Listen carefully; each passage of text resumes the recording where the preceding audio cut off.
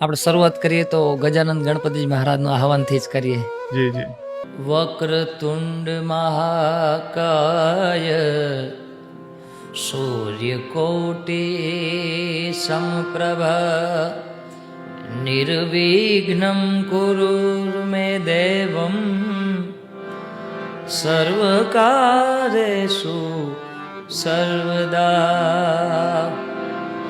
જય ગણેશ ગણનાથ દયાનિધિ सकल विघ्न करो दूर हमारे. जय गणेश जय गणेश जय गणेश जय गणेश गणनाथ दयानिधि. જય ગણેશ. जय गणेश.